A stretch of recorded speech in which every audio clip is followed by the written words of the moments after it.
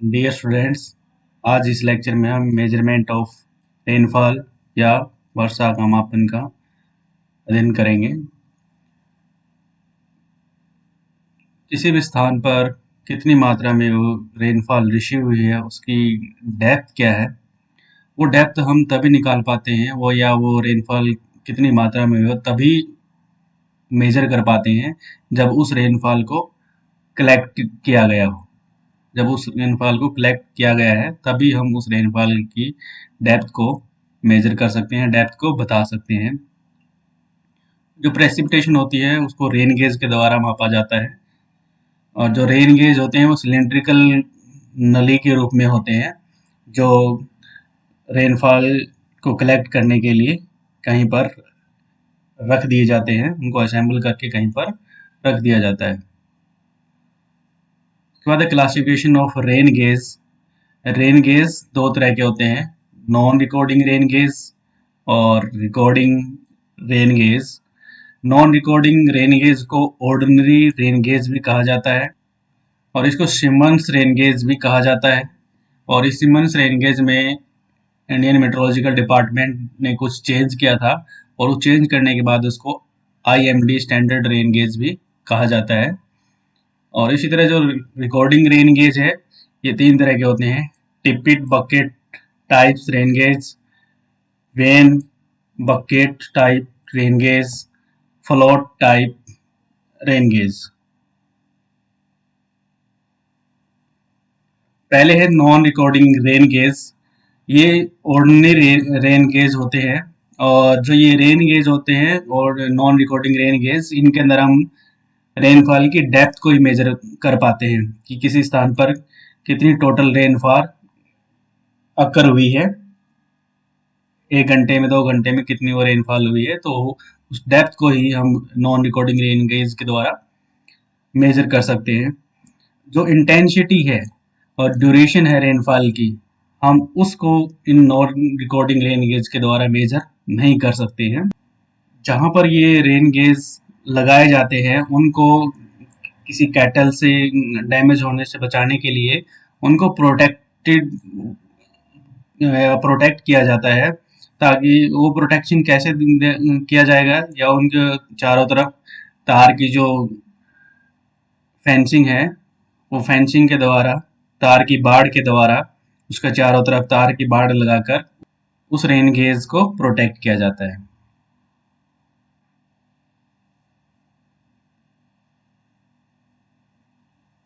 जो non recording rain gauge है, इस रिकॉर्डिंग रेन गेज है, इसको सिमन्स रेन गेज भी कहा जाता है।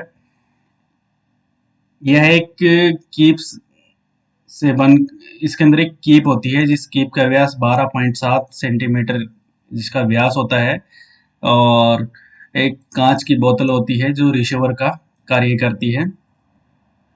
और जो सिमन्स रेन गेज है उनको 1969 तक इंडिया के अंदर यूज किया जाता था। बाद में IMD इंडियन मेट्रोलॉजिकल डिपार्टमेंट ने इस सिमन्स रेन गेज को मॉडिफाई किया और बाद में उसको यूज किया।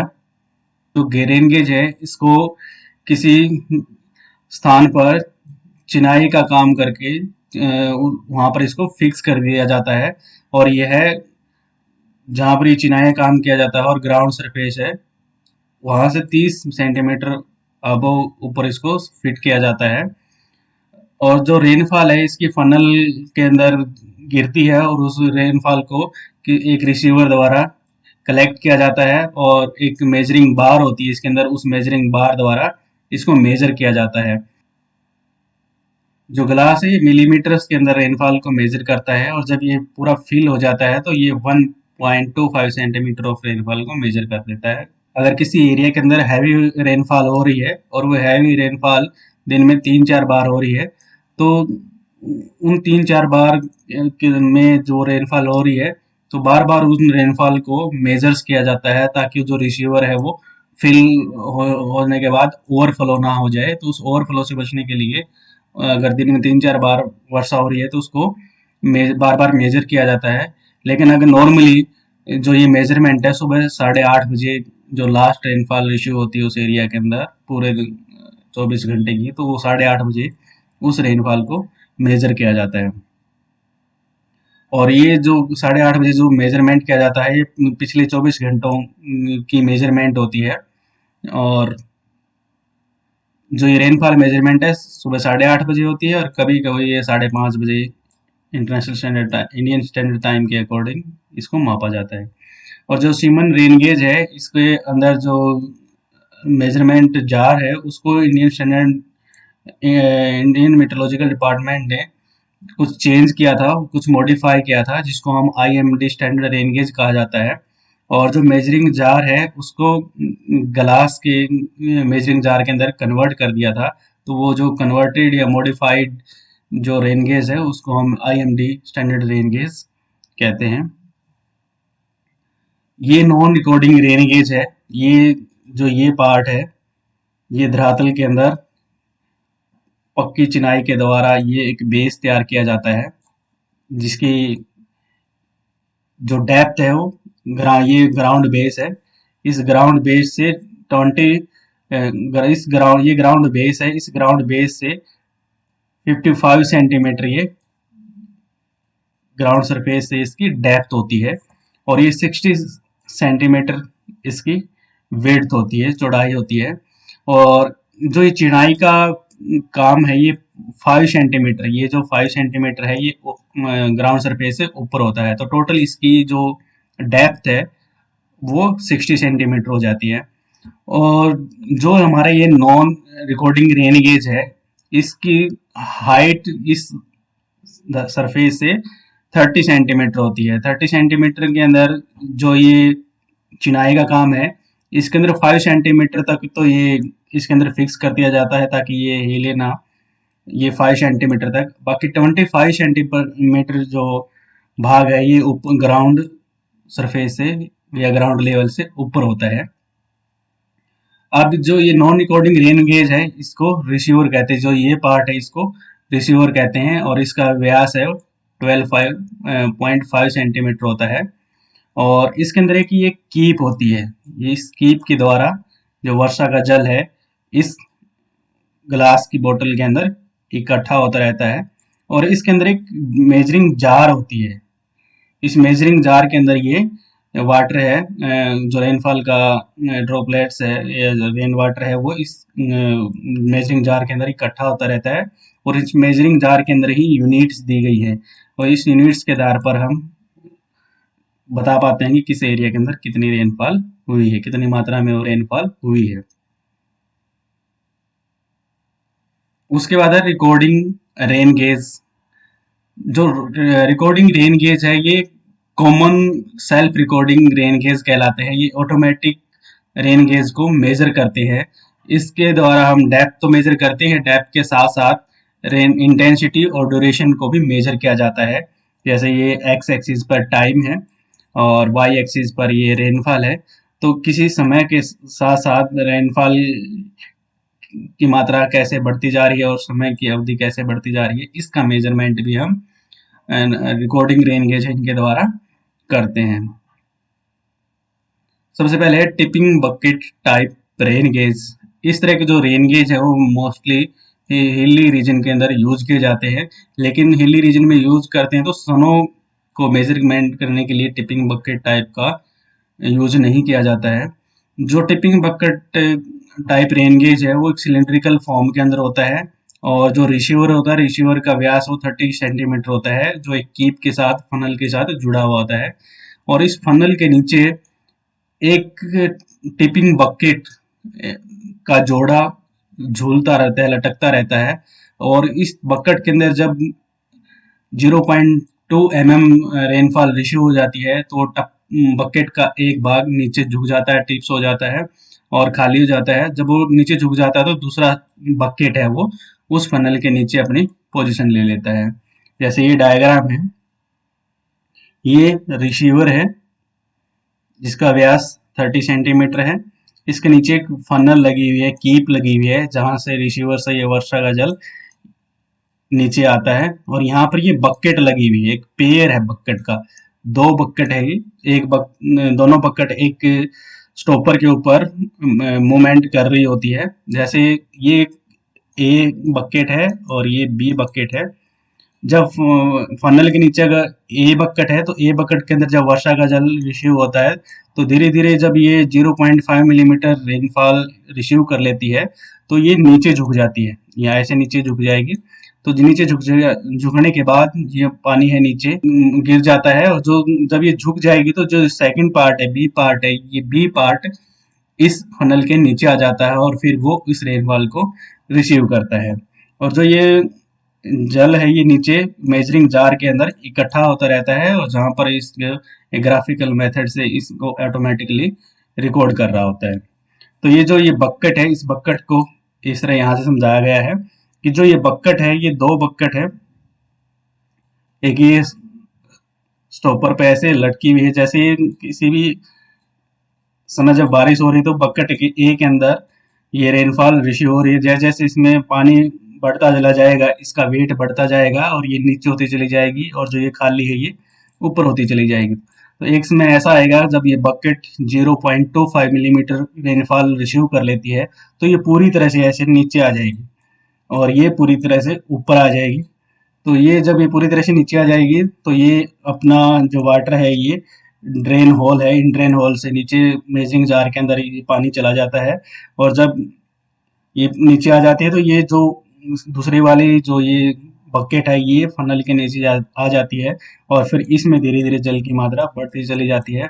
और फिर जब ये फिलअप हो जाती है तो फिर ये भी नीचे आती चली जाएगी और ये ऊपर आती चली जाएगी, और ये भी इस ड्रेन से होल द्वारा ये इसका जो रेनफॉल है वो मेजरिंग बार के अंदर, मेजरिंग जार के अंदर इकट्ठी होती रहती है। और इस तरह ये प्रोसेस चलती रहती है और मेजरिंग जार के अंदर ये इस रेनफॉल को मेजर किया जाता है। और जिस ग्राफ पर ये टिपिंग बकेट टाइप रेनफॉल जो रिसीव होती है वो स्टेप मास करो होता है।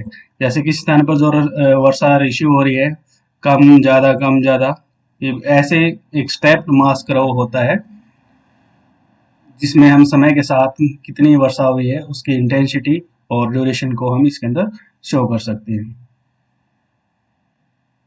सेकंड है when bucket type. When bucket type इनको कोल्ड एरिया के अंदर यूज किया जाता है, जहां पर लाइट रेनफॉल होती है उन एरिया के अंदर भी इसको यूज किया जाता है। और इसका उपयोग रेनफॉल मेजरमेंट के लिए भी और स्नोफॉल मेजरमेंट दोनों के लिए वेन बकेट टाइप का यूज किया जाता है। जो रेनफॉल या जो स्नो मेजरमेंट किया जाता है इस वेन बकेट टाइप के अंदर एक टैंक के अंदर उस रेनफॉल के वेट को कलेक्ट किया जाता है, और जो टैंक होता है वो टैंक एक स्प्रिंग लेवल के ऊपर टिका हुआ होता है, और जो जैसे जैसे बढ़ता जाएगा वो टाइम के साथ साथ वो रिकॉर्ड होता चला जाता है। और जो ये बकेट स्प्रिंग जो लेवल है, स्प्रिंग लेवल के साथ एक पेन जुड़ा हुआ होता है। वो पेन एक चार्ट के ऊपर एक लाइन ड्रॉ करता है, और ये क्लॉक समय के साथ साथ एक रोटेटिंग ड्रम होता है, उस रोटेटिंग ड्रम के ऊपर ये पेन है वो चार्ट के रूप में रेनफॉल को मेजर करता है, रेनफॉल को ड्रॉ करता है। और जो ये रेनफॉल है ये एक्मुलेटेड रेनफॉल दिखाता है कि एक स्थान पर कितने समय में कितनी संचयी रेनफॉल किसी वर्षा किसी भी एरिया को प्राप्त हुई है उसको दिखाता है। ये जो रोटेशन है ड्रम का रोटेशन, जो ड्रम है रोटेट करता रहता है, जो इसके टाइम स्केल को दिखाता है। ये 24 घंटे में एक अपना सर्कल पूरा कर लेता है। वर्टिकल मोशन जो पेन रिकॉर्ड है, जो पेन रिकॉर्ड किसी समय के अंदर कितनी टोटल रेनफॉल रिसीव हुई है उसके रिकॉर्ड को दर्शाता है। और ये जो मैकेनिज्म है ये एक वीक के अंदर होने वाली वर्षा की कैपेसिटी को मेजर कर सकता है। ये इसकी कैपेसिटी इस मैकेनिज्म की। जैसे ये रिसीवर है, रिसीवर के द्वारा फनल के द्वारा ये जो रेनफॉल है ये इस टैंक के अंदर उस रेनफॉल को या स्नो को रिसीव किया जाता है। इस टैंक के अंदर वो रेनफॉल रिसीव हो जाती है, और इस टैंक के नीचे ये स्प्रिंग है। जैसे जैसे वेट बढ़ता चला जाएगा ये जो स्प्रिंग है, ये स्प्रिंग का साइज है ये पिचकता चला जाएगा। जैसे जैसे रेनफॉल होगी इसमें वेट बढ़ता चला जाएगा, इस टैंक के अंदर या बकेट के अंदर वेट बढ़ेगा, तो ये वेट बढ़ने की वजह से ये स्प्रिंग का जो साइज है रिड्यूस होता चला जाएगा। और जैसे जैसे साइज रिड्यूस होगा तो इसके साथ ये एक पेन भी इसके स्प्रिंग लेवल के साथ ये पेन जुड़ा हुआ है। जैसे जैसे ये वेट बढ़ता चला, जैसे ये पेन यहाँ पर है अभी ग्राफ के ऊपर यहाँ पर है, जैसे जैसे वेट बढ़ता चला जाएगा तो पेन भी अपना जो प्रोसेसिंग है वो ऐसे स्टार्ट कर देगा। और अगर वो वेट किसी में ज़्यादा हो जाता है, किसी में कम हो जाता है, तो इस तरह ये लाइनिंग के रूप में इस रेनफॉल को इस ग्राफ के ऊपर ड्रॉ कर देता रहता है। और ये जो मैकेनिज्म है ये when bucket type rain gauge system कहलाता है। उसके बाद है float type rain gauge. Float type rain gauge को नेचुरल टाइप रेन गेज भी कहा जाता है और ये इंडियन मेट्रोलॉजिकल डिपार्टमेंट द्वारा यूज किया जाता है। इस सिस्टम के द्वारा जो रेनफॉल है वो एक फनल शेप कलेक्टर द्वारा रिसीव की जाती है। इस इस रेन गेज में फनल शेप कलेक्टर के द्वारा रेनफॉल रिसीव की जाती है। और रिसीव जब रेनफॉल रिसीव हो जाती है तो एक फ्लोटिंग चैम्बर होता है, उस फ्लोटिंग चैम्बर की वजह से रेनफॉल को मेजर किया जाता है। जैसे जैसे फ्लोटिंग डिवाइस ऊपर उठती चली जाएगी और रेनफॉल मेजरमेंट ग्राफ के ऊपर लाइन ड्रॉ होती चली जाएगी। और जैसे ही फ्लोटिंग चैम्बर ऊपर चलता जाएगा, ऊपर उठता चला जाएगा, उसके साथ एक पेन अटैच होता है जो जैसे जैसे फ्लोट ऊपर की ओर आता जाएगा उसके रिकॉर्ड को, उसके एलिवेशन को एक ड्रम के ऊपर जो ग्राफ लिपटा हुआ होता है, चिपकाया होता है, उसके ऊपर ये उस रेनफॉल को मेजर कर देता है। इसके साथ एक साइफन चैम्बर जुड़ा हुआ होता है जो इस फ्लोट चैम्बर को लगातार खाली करता रहता है। जब ये मैक्सिमम वैल्यू तक पहुंच जाती है, फ्लोट टाइप रेन गेज के अंदर जो रेनफॉल है वो मैक्सिमम वैल्यू तक पहुंच जाती है, तो साइफन चैम्बर उसको एम्प्टी कर देता है। और जो ड्रम है वो 24 घंटे के अंदर अपना एक चक्कर पूरा करता है। और जो लॉक मैकेनिज्म है इस फ्लोट टाइप रेन के गेज के अंदर, वो एक वीक के अंदर उसको रिवाइंड करने की जरूरत पड़ती है। और जब ये चार्ट पूरी तरह से ड्रॉ हो जाता है तो उस ड्रम को रिप्लेस कर दिया जाता है। तो इसका एडवांटेज क्या है कि ये रेनफॉल और सोनो दोनों को ही मेजर कर सकते हैं, लेकिन इसके डिसएडवांटेज क्या है कि ये जो नॉन रिकॉर्डिंग रेन गेज है उनकी तुलना में कॉस्टली होते हैं। ड्रॉपलेट्स हो जाती है उनकी वजह से जो फ्लोटिंग चैम्बर है इससे वो डैमेज हो जाता है और ये एररनेस रिजल्ट प्रोवाइड करती है। ये फ्लोट टाइप रेन गेज है, ये रिसीवर एक फनल के द्वारा जुड़ा हुआ होता है। ये फ्लोटिंग है, जैसे जैसे इस यहाँ से रेनफॉल रिसीव हो रही है तो ये फ्लोटिंग डिवाइस है, जैसे जैसे इसमें जल की मात्रा बढ़ती चली जाएगी ये फ्लोटर डिवाइस है, ये ऊपर की ओर उठता चला जाए, जो वाल है ये ऊपर उठती चली जाएगी। और इस वाल के साथ पूरा जो मैकेनिज्म है इसको रेनफॉल को मेजर करने का वो इसके साथ जुड़ा हुआ होता है। जैसे ये ड्रम है, ये ग्राफ है, ये पेन है, इस पेन के साथ ये जुड़ा हुआ होता है। और ये चैम्बर है, फ्लोट चैम्बर है जहाँ पर ये फ्लोटिंग डिवाइस मूवमेंट करती है। ये फ्लोटिंग डिवाइस है, ये बेस है। तो जैसे जैसे जल की मात्रा बढ़ती चली जाएगी, ये फ्लोटिंग डिवाइस है ये भी ऊपर की ओर उठती चली जाएगी। जैसे कई बार पानी की टंकी के अंदर वाल होती है, जैसे जैसे पानी की मात्रा बढ़ती चली जाती है वो पानी का वाल है वो भी ऊपर उठता चला जाता है। सेम उसी तरह ये वाल है, ये डिवाइस ये भी जैसे जैसे इसमें पानी की मात्रा बढ़ती चली जाएगी ये ऊपर उठती चली जाएगी। और यहाँ पर जो पेन है जैसे जैसे मात्रा बढ़ती चली जाएगी पेन की मूवमेंट भी स्टार्ट होती है। ऐसे इस रेनफॉल को इस ग्राफ के अंदर ये मेजर करता रहता है। और इस फ्लोटिंग जो चैम्बर है इसके साथ एक चैम्बर और जुड़ा हुआ होता है जिसको हम साइफन चैम्बर कहते हैं। साइफन चैम्बर क्या था, जैसे जैसे इसमें जल की मात्रा रिश्यू होती चली जाएगी, जैसे जैसे इसमें मात्रा बढ़ती चली जाएगी तो इस यहाँ से ये जो रेनफॉल वाटर है यहाँ रिश्यू होता रहता है।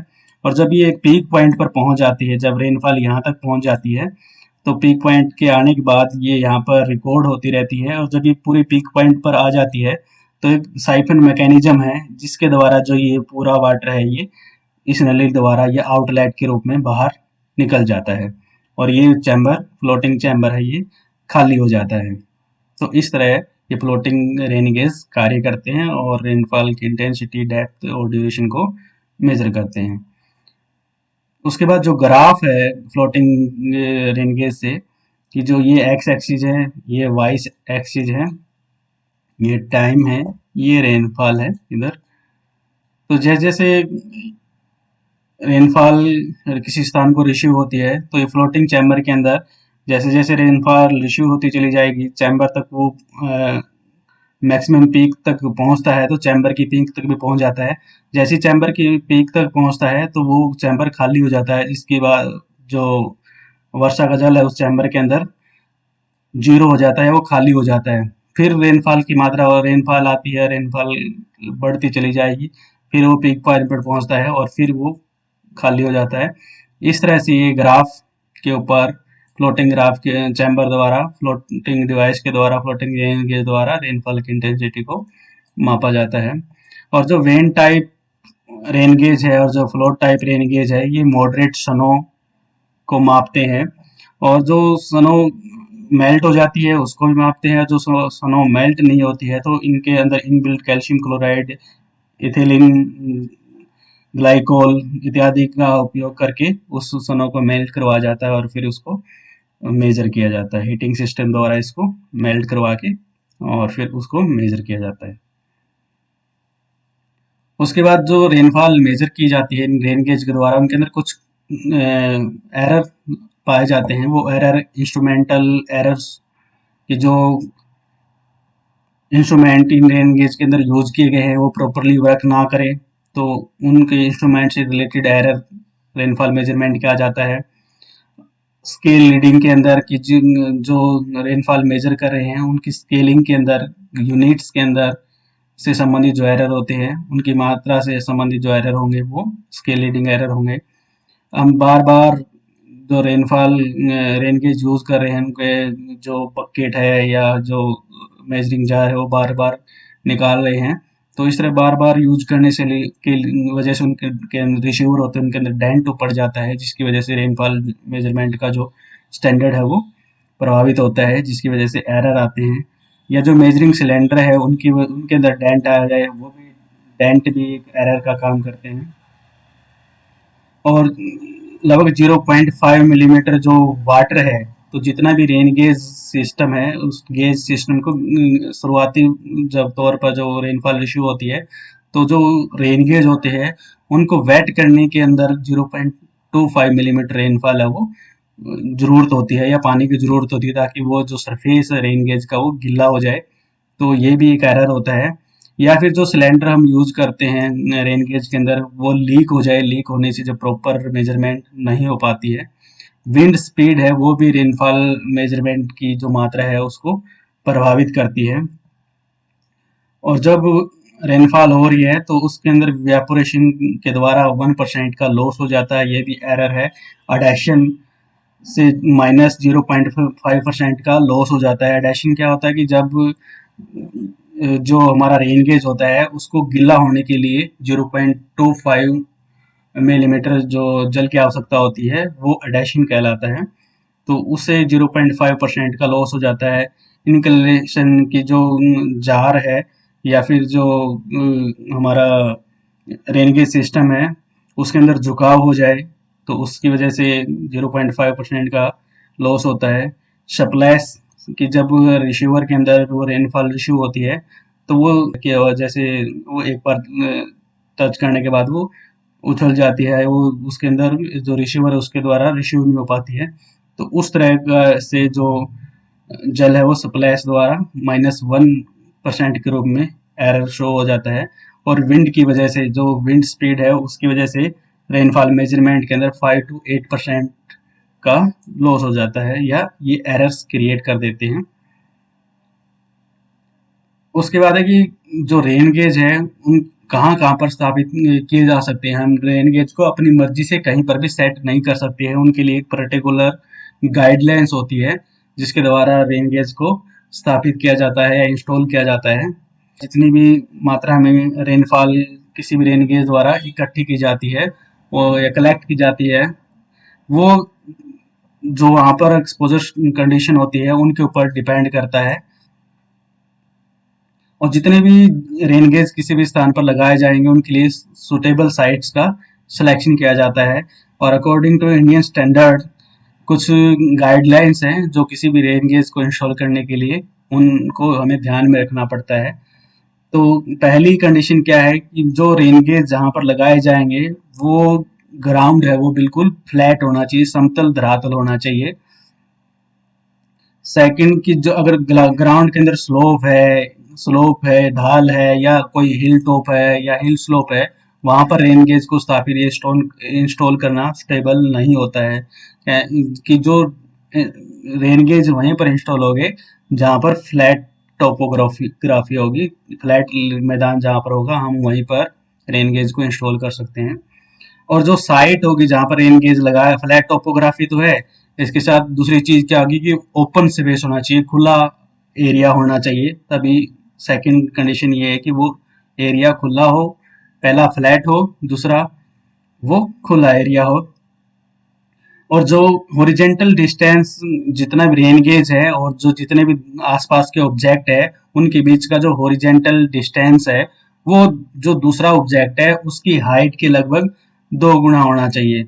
मान लीजिए हमने यहाँ पर रेन गेज इंस्टॉल किया है और जो यहाँ पर कोई ऑब्जेक्ट है, मान लीजिए ऑब्जेक्ट की हाइट है वो 5 मीटर है, तो जो हॉरिजेंटल डिस्टेंस है इस रेन गेज की और इस ऑब्जेक्ट के बीच की हॉरिजेंटल डिस्टेंस है वो 2 गुना होनी चाहिए। तो 5 गुना 2 तो 10 मीटर ये रेन गेज और ऑब्जेक्ट के बीच की डिस्टेंस होनी चाहिए। तो हॉरिजेंटल डिस्टेंस है रेन गेज की और कोई साथ में कोई ऑब्जेक्ट है और उसकी हाइट की 2 गुना उन दोनों के बीच में डिस्टेंस होनी चाहिए, तभी रेनफॉल मेजरमेंट के अंदर एक्यूरेसी आती है।